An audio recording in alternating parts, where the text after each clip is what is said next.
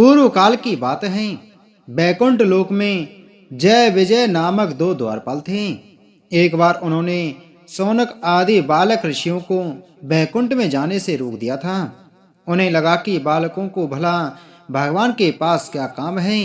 तब शौनक आदि ऋषियों में से एक बालक ऋषि ने जय विजय को श्राप दे दिया कि तुम दोनों ने बैकुंठ लोक में मृत्यु लोक जैसा नियम का पालन किया और स्वयं श्री हरि के द्वार पर सेवा में रहते हुए इतना ज्ञान भी नहीं है, अतः तुम मृत्यु लोक को प्राप्त हो जाओगे। दूसरे बालक ऋषि ने कहा, तुम्हें इस बात का भान भी नहीं कि श्री विष्णु लोक में यह परंपरा नहीं हो सकती। इसी बीच आवाज सुनकर स्वयं भगवान विष्णु उन शौनक आदि ऋषियों को लेने आ गए। उन्होंने तथा जय विजय ने ऋषियों से क्षमा मांगी। इस पर ऋषियों ने कहा कि श्राप वापस नहीं हो सकता, समय आने पर तुम्हें मृत्यु लोक जाना ही होगा। पर जैसे स्वयं श्री हरि हमें लेने आए हैं, वैसे ही वो तुम्हें भी वापस बैकुंठ लोक लाने के लिए मृत्यु लोक में आएंगे। दूसरा कारण यह था कि एक बार नारद जी को अपनी भक्ति पर अभिमान आ गया और वो हर लोक में जा जाके अपनी भक्ति और तपस्या का बखान करते थे। नारद ने अपने पिता ब्रह्मदेव को बतलाया। तब उन्होंने कहा, हे नारद, अपनी भक्ति का बखान मत करना, यह अच्छा नहीं है। नारद कैलाश में गए और वहां भोलेनाथ को बताया। उन्होंने भी कहा, नारद, आप हर जगह इस बात को कह रहे हो, अच्छा नहीं है। लेकिन नारद अभिमान में थे कि समस्त लोकों में उन जैसा कोई नारायण भक्त नहीं है। कैलाश से लौटते हुए नारद बैकुंठ की ओर चले। तब नारद के अभिमान को नष्ट करने के लिए भगवान विष्णु ने एक माया नगरी का निर्माण किया। नारद जहां से निकले तब मार्ग में उन्हें एक सुंदर नगर दिखाई दिया। नारद ने सोचा, मैं सभी लोकों और नगर में गया हूँ, पर यह इस नगर में नहीं गया, अतः यहाँ जाके देखता हूँ कौन सा नगर है। नारद वहां पहुंचे। बहुत सुंदर नगर था, इंद्रलोक से भी सुंदर। वहां के राजा ने नारद जी का सम्मान किया, महल में बैठाया और स्वयं सपरिवार नारद जी को नमस्कार किया। जलपान आदि के बाद कहा, महर्षि, आप तो चिरंजीवी त्रिकालदर्शी महात्मा हैं। मेरी पुत्री का स्वयंवर 2 दिनों के बाद रखा है। वैसे तो मैंने समस्त तीनों लोकों में खुला निमंत्रण दिया है कि जिसे भी मेरी पुत्री चाहेगी उसी से विवाह किया जाएगा, परंतु यदि आप मुझे बता दें कि दामाद कैसा होगा तो मुझे आत्म संतोष हो जाएगा। नारद जी ने उनकी पुत्री की हस्तरेखा देखकर कहा कि आपकी पुत्री बहुत भाग्यशाली है। इसे चिरंजीवी, अजर अमर, सुंदर और सतोगुणी प्रधान वर मिलेगा, जिसकी कीर्ति समस्त लोकों में हो। और नारद जी उस कन्या के रूप को देखकर मोहित हो गए। उन्हें अपने आप में भी वो सब गुण नजर आए जो उसकी हस्तरेखा बता रही थी। इसके बाद नारद जी ने विदा ली और बैकुंठ लोक को अपनी भक्ति का बखान करने निकल पड़े। रास्ते में विचार किया कि मुझ में सारे गुण हैं, लेकिन मैं सन्यासी हूँ। अब मुझे भी सप्त ऋषियों की तरह अपनी गृहस्थी बसा लेनी चाहिए। विवाह के लिए अभी जिस कन्या को देखा वो उपयुक्त है, लेकिन एक कमी है, वो है मेरा रूप। पर उसकी चिंता की कोई बात नहीं, क्योंकि मैं भगवान का भक्त हूँ और अभी जाके भगवान विष्णु से उनका रूप मांग लूंगा और उन्हें अपने भक्त को देना ही पड़ेगा। नारद थोड़े समय बाद बैकुंठ पहुंचे। भगवान ने स्वागत किया, पूछा, बहुत जल्दी में हो, क्या बात है? नारद ने कहा, भगवान, ऐसे ही बहुत दिन हो गए आपसे मिले हुए। भगवान भोलेनाथ से मिलकर आ रहा हूँ और अब आपसे मिलने चला आया। अब वैसे भी मेरे पास समय है, क्योंकि तपस्या और भक्ति मार्ग की उच्च अवस्था भी प्राप्त कर ली है। ज्ञान कांड, कर्म कांड और भक्ति में भी अब मैं चरम सीमा पर पहुंच चुका हूँ। माया को भी जीत चुका हूँ। अब सोच रहा हूँ मैं भी गृहस्थी बन जाऊं। रास्ते में एक कन्या को देखकर आ रहा हूँ जो सभी गुणों से युक्त है। आपसे क्या कहूँ भगवान, आप तो सर्वज्ञ हैं और मैं तो आपका सबसे बड़ा भक्त भी हूँ, अतः आप मेरी सहायता कीजिए। भगवान ने मुस्कुराते हुए कहा, नारद, तुम गृहस्थ बनने की चाह में लगता है कन्या के सुंदर रूप पर रोगग्रस्त हो गए हो, अतः मैं अवश्य तुम्हारे इस रोग को दूर कर दूंगा। तुम चिंता मत करो। तुम मेरे सबसे बड़े भक्त हो, तो मुझे भी एक चिकित्सक की तरह से ही अपने भक्त के रोग को दूर करना होगा। नारद भगवान के इन वाक्यों को समझ नहीं पाए और बोले, प्रभु, मेरा रोग दूर करने का उपाय है, आप मुझे अपना ही रूप दे दीजिए, ताकि मैं सुंदरता में बिल्कुल आप जैसा ही दिखूं, ताकि वो कन्या मुझे वरण कर ले। भगवान ने कहा, नारद, मैं तुम्हारा चिकित्सक हूँ, इसलिए मैं रोग को ठीक करूंगा, तुम चिंता मत करो। नारद ने कहा, प्रभु, मुझे आज्ञा दीजिए, अब मैं चलता हूँ। नारद जी खुश थे कि अब वो भी भगवान विष्णु जैसे ही हो गए हैं और स्वयंवर के दिन पहुँचे। वहाँ तीनों लोक से बहुत से लोग आए थे। राजा ने सभी को बैठने को आसन दिए।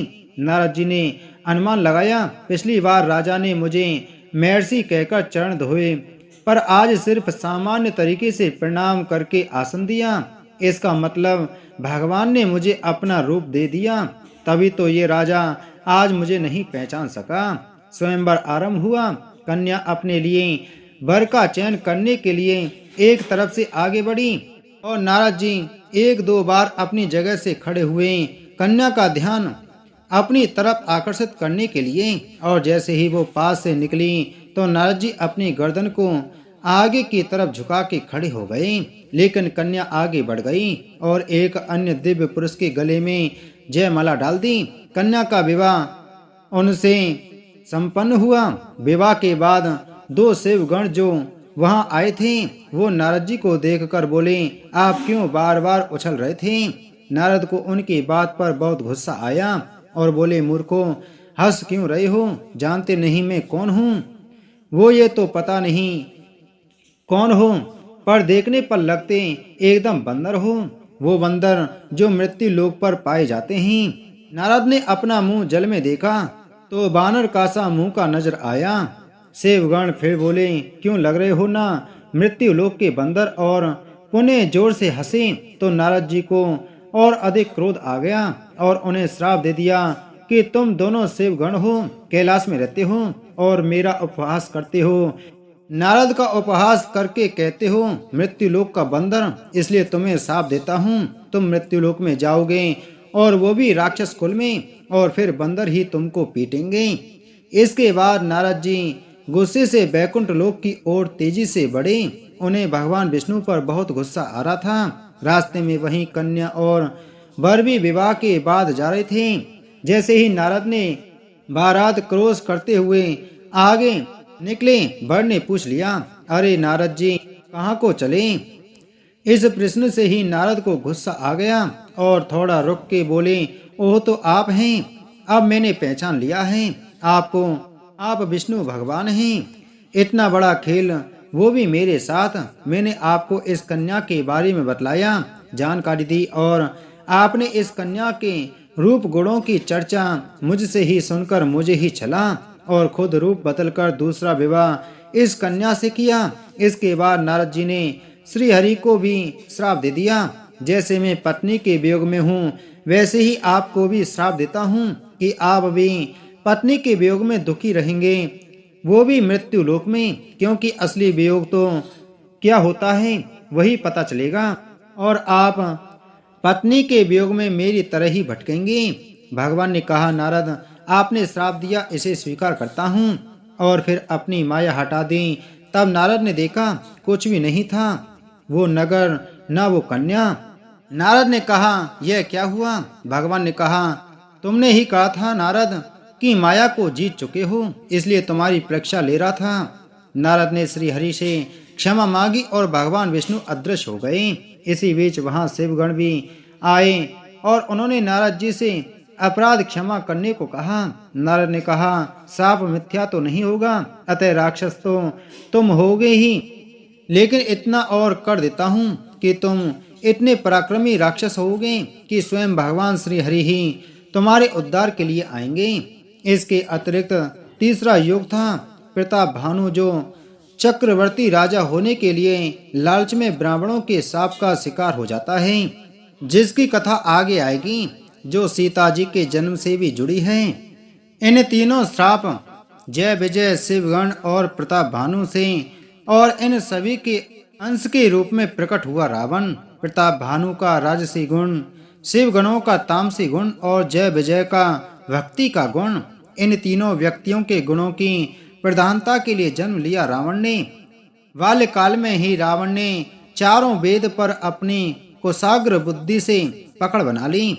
उसे ज्योतिषी का इतना अच्छा ज्ञान था कि उसकी रावण संहिता आज भी ज्योतिषी में श्रेष्ठ मानी जाती है। युवावस्था में ही रावण तपस्या करने निकल गया। उसे पता था कि ब्रह्मा जी उसके परदादा हैं, इसलिए उसने पहले उनकी घोर तपस्या की और कई वर्षों की तपस्या से प्रसन्न होकर ब्रह्मा जी ने उसे वरदान मांगने को कहा। तब रावण ने अजर अमर होने का वरदान मांगा। ब्रह्मा जी ने कहा, मैं अजर अमर होने का वरदान नहीं दे सकता हूँ, तुम ज्ञानी हो इसलिए समझने का प्रयास करो। मैं तुम्हें वो नहीं दे सकता हूँ, लेकिन बदले में अन्य शक्तियाँ देता हूँ। रावण तपस्या से शक्ति प्राप्त करके आया, माता पिता से मिला, वे बहुत प्रसन्न हुए। अब थोड़ा अभिमान मन में आ गया और एक दिन 2-4 साथियों को लेकर रावण अपनी युवावस्था में सहस्त्रबाहु अर्जुन के राज्य की सीमा में गया। वहां नर्मदा नदी के किनारे उसने देखा, नदी की चौड़ाई बहुत होने के बाद भी उसमें जल बहुत कम था। रावण ने अपने साथियों से कहा, ये नदी का जल इतना कम कैसे है? पहले तो इसमें बहुत जल भरा हुआ करता था। तब साथियों ने थोड़ा आगे बढ़कर देखा, एक बांध नजर आया जिसमें नदी का जल समस्त रोका गया था और बांध को बाणों से बनाया था। तब रावण के साथियों ने उसको बताया कि किसी ने अपनी अद्भुत धनुर्विद्या के प्रयोग द्वारा बाणों से बांधकर जल को रोका है। वो सब आगे बढ़े। उन्हें कुछ शस्त्रधारी सुरक्षा में लगे सैनिक दिखे। रावण ने पूछा, कौन हो और ये बांध किसने बनाया है? उन लोगों ने कहा, हमारे महाराज सहस्त्रबाहु अर्जुन ने। वो इस समय अपनी पत्नियों के साथ विहार करने, पिकनिक मनाने आए हैं। रावण ने कहा, अच्छा तो अब मेरा कौशल देखो। और एक ही बाण से उसने बांध तोड़ दिया। सहस्त्रबाहु की पत्नियां जो स्नान करने के लिए गई थीं, वह गईं। काफी प्रयास करने के बाद उन्हें निकाला गया। रावण ने बांध तोड़ा। जब इस बात की सूचना सहस्त्रबाहु को उसके सैनिकों ने दे दी, तब इस बात पर सहस्त्रबाहु और रावण का युद्ध हो गया और रावण हार गया। उसको बंदी बना लिया और जेल डाल दिया। उसके साथी भाग गए और रावण के दादाजी मुनि पुलस्त को बताया गया। तब उन्होंने सहस्त्रबाहु अर्जुन के पास संदेश भेजा कि रावण युवक है और युवावस्था में गलती की संभावना हो जाती है, इसलिए उसे छोड़ दो। अर्जुन ने उसे छोड़ दिया और चेतावनी दी कि दोबारा इस तरह की गलती ना हो, नहीं तो एक भी सर धड़ पर नहीं दिखाई देगा। रावण को बहुत ग्लानि महसूस हुई और उसने वर्षों तक पुनः ब्रह्मा जी के लिए तप किया और ब्रह्मदेव के प्रकट होने पर उसने फिर से अमर होने का वरदान मांगा। लेकिन इस बार भी उसे अमर होने का वरदान नहीं मिला, लेकिन और ज्यादा मायावी शक्तियां प्राप्त हुईं। मायावी शक्तियां पाकर एक बार घूमते हुए बानरों के क्षेत्र में प्रवेश किया। शाम का समय था। बानरों का राजा बाली उस वक्त एक वृक्ष के नीचे संध्या जप कर रहा था। रावण उसे देखकर हंसा और फिर उसे छेड़ने लगा। ए मरकट, ए बंदर, बोल उसका उपहास करने लगा और युद्ध करने के लिए उकसाने लगा। रावण को अपनी मायावी शक्ति पर घमंड आ गया था। वो बाली से कहने लगा, अरे मरकट, मैंने सुना है तू बहुत शक्तिशाली है। आज जरा मुझसे युद्ध करके देख, तेरा अभिमान मैं कैसे ढीला करता हूँ। लेकिन बाली ध्यान में था, इसलिए उसने इसकी बात को सुना ही नहीं। इसके बाद रावण ने उसको जोर से लात मारी और बोला, पाखंडी, मेरे ललकारने के बाद मेरे डर से ध्यान में बैठा है। सीधे सीधे बोल कि मैं नहीं लड़ सकता। बाली क्रोध में उबल पड़ा। उसने रावण को पटक पटक कर इतनी मार मारी, बस वो सिर्फ मरने से ही बचा और फिर उसे अपनी पूंछ में बांधकर लपेट लिया। पुनः संध्या बंदन कर समाप्त करके उसने रावण के गर्भ को चूर चूर कर दिया। 6 महीने तक बाली ने उसे अपनी कैद में रखा। एक दिन उसे अपने बाएं हाथ से उसको अपनी कांख में दबाकर बाली जा रहा था, तभी उसके हाथ की पकड़ ढीली हो गई और रावण भाग निकला। ऐसा भागा कि दिखाई नहीं दिया। अब रावण को पता चला कि उससे भी बलशाली लोग हैं। मुझे ही पितामह की वजह से अभिमान ज्यादा था। इसके बाद वो फिर से घोर तपस्या करने निकल पड़ा और फिर से उसने अमर होने का वरदान मांगा। ब्रह्मा जी ने कहा, पुत्र मेरे अधिकार में वो वरदान नहीं है। और इस बार उसने ब्रह्मा जी से प्रचंड शक्तियां और ब्रह्मास्त्र प्राप्त किया। एक दिन देवताओं से किसी बात पर नाराज हो गया और उसने स्वर्ग में अकेले ही चढ़ाई कर दी और घोर युद्ध में उसने अकेले ही सभी देवताओं को परास्त कर डाला। इंद्र, यम, वरुण, अन्य सभी दिग्पाल और प्रजापतियों को बंधक बना लिया। अन्य सभी देवता स्वर्ग से भाग निकले। उसने स्वर्ग लोक पर अधिकार कर लिया और बाद में उसे देवताओं को लौटा दिया। लेकिन देवताओं का मान भंग हो गया, वो चुपचाप हो गए। दानवों को पता चला कि उनका राजा रावण अकेले ही स्वर्ग में सभी देवताओं को परास्त कर दिया है। तीनों लोकों में इस बात का पता चला और इस बात से दानव बहुत खुश हो गए। उनकी वर्षों की मनोकामना पूर्ण हो गई और दानवों ने रावण की जय जयकार की और रावण को अपना राजा बनने की प्रार्थना की। रावण के तेज और उसके भव्य स्वरूप और नेतृत्व, डायनामिक लीडरशिप से मैं दानव ने प्रसन्न होकर अपनी अत्यंत सुंदर और मर्यादा का पालन करने वाली पुत्री मंदोदरी का विवाह रावण के साथ किया और रावण पत्नी रूप में मंदोदरी को पाके प्रसन्न हुआ। पतिव्रता नारियों में मंदोदरी का स्थान देवी अहिल्या के समकक्ष है।